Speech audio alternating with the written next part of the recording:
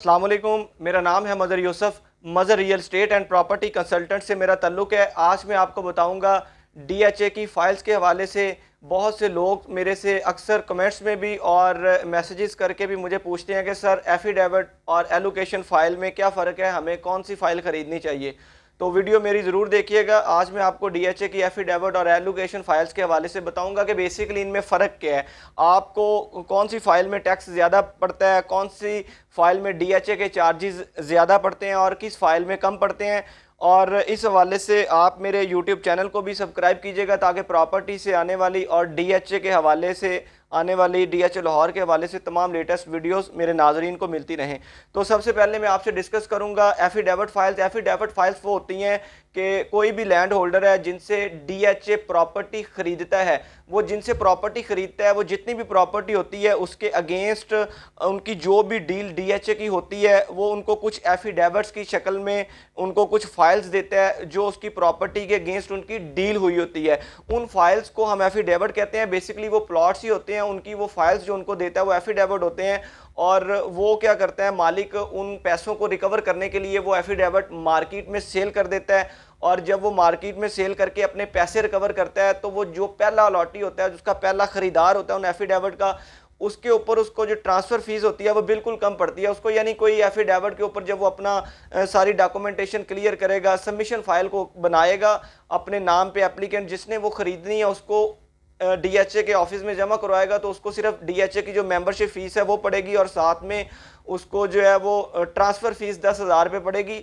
और इस फाइल्स को कहते हैं एफिडेविट फाइल। और जब कोई 15 दिन के अंदर डीएचए उनको एक इंटीमेशन लेटर जारी करेगा और उसके बाद 30 दिन के अंदर उसकी वही एफिडेविट वाली फाइल जो पहला अलाटी होगा वो फाइल जब एलोकेशन में ट्रांसफ़र होगी उसके ऊपर कोई कम से कम 30 दिन का टाइम लगता है। तो उस फाइल को फिर एफिडेविट फाइल वो कंसीडर नहीं होती। 30 दिन के बाद एफिडेविट वाली फाइल डीएचए के प्रोसेस से गुजरने के बाद पहले अलॉटी के नाम जब ट्रांसफ़र होती है तो आफ्टर 30 डेज वही फाइल एलोकेशन में ट्रांसफ़र हो जाती है। और वही बंदा जब अपनी फाइल एलोकेशन किसी दूसरे, तीसरे, चौथे या पांचवे या किस जितने भी आगे लोगों को वो फाइल देगा, वो फाइल एफिडेविट फाइल नहीं कंसीडर होगी, वो फाइल एलोकेशन फाइल कंसीडर होगी। और इस हवाले से इसके जो टैक्स वगैरह हैं एफिडेविट फाइल्स, मैं आपको ऐसे समझाता हूँ कि फ़र्ज़ करें एक आपको प्लॉट जो है वो बंदा एक कोट कर रहा है 50 लाख रुपए का, लेकिन वो फाइल है एफिडेविट फाइल। लेकिन अगर उसी से थोड़ा आप आगे चले जाएं, आगे पीछे की प्लॉट ले लें, वो बंदा आपको फाइल दे रहा है जो है वो 48 लाख की।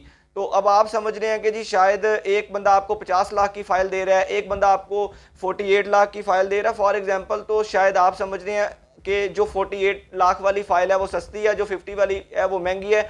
बाज़ाहिर तो आपको ये लग रहा है, लेकिन मैं जो एफिडेविट फाइल होगी 50 लाख वाली, वो फाइल जो है वो सस्ती होगी। बाज़ाहिर के 48 लाख वाली जो एलोकेशन फाइल है वो महंगी होगी, क्योंकि एलोकेशन फाइल पे के ऊपर जो है वो डीएचए के जितने टैक्स वगैरह हैं और ट्रांसफ़र फीस वगैरह है वो ज़्यादा होगी। कम से कम कोई 2.5-3 लाख रुपए आपका उसके ऊपर खर्चा होगा। फिर आपके नाम पे वो उसकी ट्रांसफ़र फीस का भी मसला होता है और उसके थोड़े चक्कर लगाने पड़ते हैं, थोड़ी भाग दौड़ करनी पड़ती है। और जो एफिडेविट फाइल होती है वो आप घर बैठे भी अपने नाम पर ट्रांसफ़र करवा लेते हैं, उसका एक प्रोसीजर भी बहुत ईजी होता है। तो हर बंदा जो है वो आसानी से उसको अपने नाम पे जो है वो ट्रांसफ़र करा लेता है। और उसके ऊपर जो एक्सपेंस है वो 10-15 हज़ार रुपये जो ट्रांसफ़र फ़ीस होती है और प्लस मेंबरशिप फ़ीस जितनी भी है 30-35 हज़ार या 45 हज़ार रुपये डीएचए लाहौर की, तो उसके ऊपर वही लागू होती है। और वो फाइल आपको 50 लाख की आपने ली, 50-60 हज़ार रुपये उसके टैक्स दिए तो 50.5 लाख में आपको पड़ेगी। और जो 48 लाख वाली है उसके ऊपर 3 लाख करें तो 51 लाख में आपको पड़ेगी। तो ये चीज़ों का बहुत ख्याल रखा करें। एफिडेविट फाइल आप जब भी प्रॉपर्टी डीएचए में ख़रीदते हैं, मेरे बहुत से ऐसे ओवरसीज़ दोस्त भी हैं जो प्रॉपर्टी डीएचए में ख़रीदते हैं, आप लोगों के ऊपर डीलरों ने अपना एतमाद बनाया होता है। आपसे एलोकेशन फाइल्स के जो है वो पैसे चार्ज करके एफिडेविट फाइल्स उन्होंने ली होती हैं, आप उनके अकाउंट में जनाब बिना सोचे समझे एक एतमाद के ऊपर पैसा ट्रांसफ़र कर रहे होते हैं।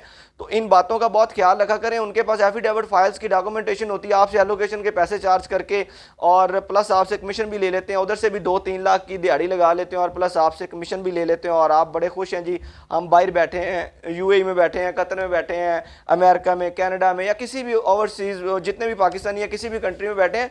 तो आप इन बातों से सेटिस्फाई ना हुआ करें, ये देखा करें डीलर आपसे दिहाड़ी कहाँ पे लगा रहा है। तो जब भी आपने डीलर से प्रॉपर्टी खरीदनी, आप उस सबसे पहले उनसे डीएचए में ये पूछा करें कि जो आप मुझे प्रॉपर्टी दे रहे हैं ये एलोकेशन फाइल है या एफिडेविट फाइल है। तो आपको ये अंदाज़ा होगा कि इसकी ट्रांसफ़र फीस कितनी है, इसके एक्सपेंस वगैरह कितने हैं, इसके ऊपर ड्यूटी कितनी, स्टैम्प ड्यूटी कितनी लगेगी, इसके ऊपर एडवांस टैक्स कितना लगेगा, इसके ऊपर डीएचए की ट्रांसफ़र फीस कितनी लगेगी। तो जब आप ये सारी कॉस्ट निकालेंगे फिर आपको पता चलेगा कि आप फ़ायदे में जा रहे हैं, नुकसान में जा रहे हैं, या डीलर ने आपसे दिहाड़ी तो नहीं लगाई। इस हवाले से और अक्सर लोग कहते हैं जी एलोकेशन फाइल लेनी चाहिए एफिडेविट, इसमें ऐसा कोई वो कबाहत वाली बात नहीं है जी। आप एलोकेशन फाइल लें और एफिडेविट फाइल में कोई 2 नंबरी वाला सीन ऐसा नहीं है, बल्कि एफिडेविट फाइल का प्रोसीजर बड़ा आसान है, आपको फ़ायदा होगा। और प्रॉपर्टी खरीदते वक्त सिर्फ इन चीज़ों का ख्याल रखा करें ताकि आपको आपकी जो प्लॉट की कॉस्ट है वो भी इसी के ऊपर आनी होती है, वो भी ऐड होनी होती है जितनी भी आपने उस प्लॉट या प्रॉपर्टी अगेंस्ट पेमेंट की है। तो वीडियो और इसी तरह सेम सिनेरियो बहरिया टाउन में भी है, इसको ओपन फार्म क्या लेते हैं जी। और बहरिया में आप कोई भी जो फर्स्ट अलॉटी होता है बहरिया में, उसी को भी कोई जो है वो फीस वगैरह नहीं पड़ती। और जब कोई सेकंड अपना जो फर्स्ट अलॉटी जब अपने नाम सारा कुछ करवा लेता है, उसके बाद उसको जो है वो किसी और को अपनी प्रॉपर्टी सेल करता है, उसके बाद उसके ऊपर जो तमाम टैक्सेस हैं वो लागू होते हैं। और बहरिया की जो ट्रांसफ़र फीस है 5 मरला की 1 लाख समथिंग, और वो भी उसके ऊपर ऐड हो जाती है। सेम इसी तरह डीएचए का भी सीन है और वहाँ फाइल्स को एफिडेविट और एलोकेशन फाइल्स कहा जाता है। तो ये थी डीएचए की फाइल्स के हवाले से इंफॉर्मेशन। और अगर आप पाकिस्तान के किसी भी कोने से या पूरी दुनिया में ऑनलाइन अगर आप बुकिंग करवाना चाहें तो हमारे साथ ऑनलाइन बुकिंग भी कर सकते हैं। अल्लाह ताला के फजलो करम से आपको आफ्टर सेल सर्विसेज भी दी जाएंगी और जो हमारे पास बेस्ट ऑप्शंस मौजूद होंगी आपसे वो डिस्कस की जाएगी। आपको प्रॉपर बताया जाएगा कि जी आप डीएचए में इस फेस में इन्वेस्टमेंट करें, इस कमर्शियल में इन्वेस्टमेंट करें। 2019 के अंदर जिन लोगों ने मेरे साथ डीएचए में इन्वेस्टमेंट की थी, अल्लाह ताला के फजलो करम से आज वो 2-2, 1.5 करोड़ रुपया प्रॉफिट में जा रहे हैं। तो उन लोगों ने अब मेरे साथ डीएचए फेस 7 में जो कमर्शियल हैं वहाँ पे भी CCA 6 में भी इन्वेस्टमेंट की है, तो उनको अल्लाह ताला के फजलो करम से आने वाले जो है वो 2-2.5 साल के अंदर बहुत मिलियंस प्रॉफिट में जाएंगे, उनको फ़ायदा होगा। तो आप जब मेरे से डिस्कस करेंगे, प्रॉपर बताएंगे, मैं क्लाइंट को वेट करवाता हूँ। ये नहीं है कि जी आपने फ़ोन किया है, मुझे कॉल किया और मैं फ़ौरन आपको फ़ोन उठा के कहता हूँ जी आए सर हाँ मेरे पास प्लॉट मौजूद है। डीलर हमेशा यही करता है कि जो उसको प्रॉफिट जिस प्लॉट में से ज़्यादा आ रहा होता है, जहाँ से उसको इंसेंटिव ज़्यादा आ रहा होता है, या जो प्लॉट उसने किसी को लेके दिया होता है, अगर वो कस्टमर डिमांड करता है कि जी आप हमारी प्रॉपर्टी अब सेल करें, हमने आपसे ली थी, आपने कहा था जी इतनी देर में सेल कर देंगे, वो प्रेफर करता है जी जो नया कस्टमर है ना उसको मैं यहाँ पे फंसा दूँ। उसने ये नहीं देखना, उसने सिर्फ अपने आप को सेव करने, आपकी जो जमा पूंजी है ना उसने 1 मिनट में लगा के तो गायब होने वाली बात करनी है। तो ऐसे लोगों से मोहतात रहा करें। आप मेरे साथ जब इन्वेस्टमेंट करते हैं, मुझे कॉल्स करते हैं, मैं हमेशा अपने एंड यूज़र और क्लाइंट को कहता हूं कि जी आप वेट करें, मैं आपको विद इन 1 and 2 डेज के अंदर प्रॉपर वर्किंग करके बताऊंगा सर आप यहां पे इन्वेस्टमेंट करें, यहां पे इन्वेस्टमेंट करने के। और हमेशा मेरे साथ जो भी बंदा प्रॉपर्टी में, बहरिया टाउन में, डीएचए में या जितने भी एनओसी अप्रूव्ड हाउसिंग प्रोजेक्ट हैं उसमें जो लोग मेरे साथ इन्वेस्टमेंट करते हैं, अल्लाह ताला के फजलो करम से मैं अपने तमाम एंड यूज़र और क्लाइंट्स को हमेशा एक ही बात बताता हूं। और ये बात सबसे पहला मेरा पॉइंट ऑफ व्यू होता है कि मैं उनको क्लियर करता हूं कि आप जो मेरे से प्रॉपर्टी खरीद रहे हैं, आप जो मेरे साथ इन्वेस्टमेंट कर रहे हैं, इस प्रॉपर्टी में आपको इतनी देर में प्रॉफिट होगा। ये नहीं है जी आप प्रॉपर्टी खरीदें, कल आज की मट्टी आपको 2 महीने बाद सोना उगलेगी, यहाँ पे हीरे निकलेंगे, आप बड़े मिलियंस प्रॉफिट में चले जाएंगे। प्रॉपर्टी में ऐसा नहीं होता। प्रॉपर्टी में हमेशा वही बंदा पैसा कमाता है। आप जितना वेट करेंगे उतनी प्रॉपर्टी की वैल्यू बढ़ेगी, उतना आपको मजा आएगा। हाँ, शॉर्ट टर्म इन्वेस्टमेंट के बहुत ऑप्शंस हैं, लेकिन वो एक लिमिटेड ऑप्शंस होती हैं। वो साल में ऐसी अपॉर्चुनिटी 1 या 2 दफ़ा आती हैं। ये नहीं कि जब भी आपने डीलर को कॉल किया वो कह रहा है जी 6 महीनों में या 1 साल के अंदर मैं आपकी पैसों को वो 3 गुना बढ़ा दूंगा। चले मैक्सिमम कोई 2-4-5 लाख का फ़ायदा तो हो सकता है, लेकिन अगर इससे ज़्यादा कोई ग्रीन गार्डन आपको दिखाता है तो आप इन चीज़ों से अवॉइड किया करें, डीलर्स की बातों में ना आया करें। तो मेरे से अगर इन्वेस्टमेंट करनी है तो जो जिनको मैं वेट करवाता हूँ with in 1 and 2 days, sometime 3 and 4 days का भी वेट करवाता हूँ, तो तहम्मुल मिजाजी से वेट किया करें, मेरी बात सुना करें, फिर मेरे साथ इन्वेस्टमेंट किया करें। ये नहीं है कि जी आप आएँ और जनाब फ़ौरन आपको बताया जी आएँ सर मेरे साथ इन्वेस्टमेंट करें, इस प्लॉट में से आज आप लेंगे, कल या 2-3 महीनों के बाद आपको 20-25 लाख रुपए प्रॉफिट आने वाला है, तो आप फटाफट इन्वेस्टमेंट करते हैं। असल में जब तक ऐसी बातें डीलर आप लोगों को नहीं ना बताते, झूठ आप लोगों को नहीं बताते, सच्ची बात बताने से ग्रेज करते हैं, हमेशा आपको सब्ज़ बाग जब दिखाते हैं तो फिर आप लोग भी बड़े खुश होते हैं। अच्छा इसमें महीने के बाद या 6 महीने के बाद मैं जनाब अरबपति बनने वाला हूँ, फिर आप कहते हैं ये ले लें जी, ये हमारा पैसा पकड़ें और आप लोग हमारी इन्वेस्टमेंट कराएं।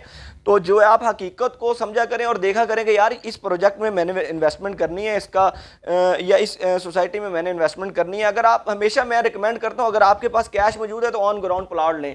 ऑन ग्राउंड प्लॉट लेते वक्त कुछ बातें होती हैं, उनका ख्याल रखा करें कि यार मैं जहाँ पे प्लॉट ले रहा हूँ यहाँ पे कमर्शियल्स की क्या पोजीशन है, इस फेस की क्या पोजीशन है, बैरियर टाउन में अगर ले रहा हूँ इस ब्लॉक की क्या पोजीशन है, इसके साथ कौन सा ब्लॉक अटैच है, कमर्शियल कितनी दूर है, फैसिलिटीज़ क्या हैं, पोजेशन कितनी देर तक मिलेगा, और मैं किस डीलर से ले रहा हूं। अगर आप इन्वेस्टमेंट के लिए ले रहे हैं तो इसकी आफ्टर सेल सर्विसेज के हवाले से आपको पता होना चाहिए कि आज आप जिस डीलर से प्लॉट ले रहे हैं, देखिए जब आप बहरिया टाउन या डीएच में प्लॉट लेंगे, ऑन ग्राउंड प्लॉट का नंबर आपको पता होगा, आप किसी दूसरे डीलर से पता कर लें जी ये प्रॉपर्टी मैं खरीदने जा रहा हूं, आया कि ये प्रॉपर्टी बेस्ट है, आप उसके आगे पीछे 2-3 प्लॉट या स्ट्रीट छोड़ के रेट पता कर सकते हैं। ये तो नहीं है जी एक डीलर ने आपको प्लॉट कोट किया। पहली बात है आप किसी भी सोसाइटी में प्लॉट लेंगे, डीलर हमेशा आपको गलत ही प्लॉट नंबर बताते हैं। ये नहीं है कि फर्ज करें एक प्लॉट का नंबर है 205, आपको मेरे पास 205 नंबर प्लॉट मौजूद है, क्या मैं आपको एग्जैक्ट 205 नंबर प्लॉट बताऊंगा? ऐसा हरगिज नहीं होता।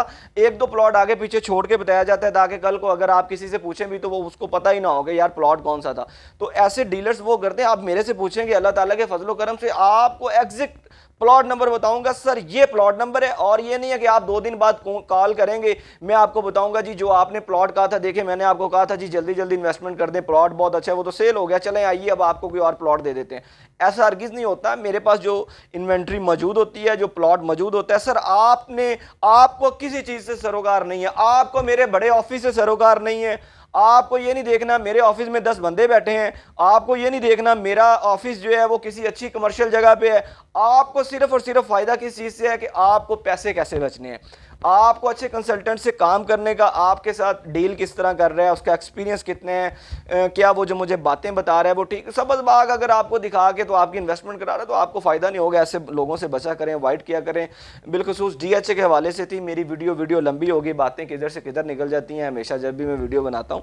तो आप लोग एफिडेविट और एलोकेशन फाइल्स के हवाले से हमारी डिस्कस हो रही थी। मुझे उम्मीद करता हूँ कि आपको जो एफिडेविट और एलोकेशन फाइल के हवाले से आज की तमाम जो बातें मैंने बताई हैं, आपका जो माइंडसेट था वो क्लियर हो गया होगा। मज़ीद इस तरह की डीएचए की इन्वेस्टमेंट के हवाले से, डीएचए में जितने फार्म हाउसेज हैं और इसके अलावा फार्मर फार्म्स के हवाले से, अगर आप कोई कनाल 2-4 कनाल की इन्वेस्टमेंट करना चाह रहे हैं, 2-4 करोड़ रुपए की इन्वेस्टमेंट करना चाह रहे हैं, कुछ 6-7 करोड़ 10 करोड़ की इन्वेस्टमेंट भी करना चाह रहे हैं, तो मेरे पास ऐसी बहुत सी बेस्ट ऑप्शंस मौजूद हैं जिसमें इंशाल्लाह अल्लाह ताला के फजलो करम से 2 से 2.5 साल के अंदर आप मिलियंस प्रॉफिट में जाएंगे। और मैं आपको प्रॉपर साइट विजिट करवा के बताऊंगा और आपको एविडेंस दूंगा कि सर इस वजह से आपको फायदा होगा। आपको पता चलेगा ये नहीं जी मुझे किसी बंदे ने प्लॉट बताया जी ये प्लॉट है, किसी डीलर ने कोट किया तो मैं जनाब बता रहा हूं सर यहाँ पे आप इन्वेस्टमेंट करें आपको फायदा होगा।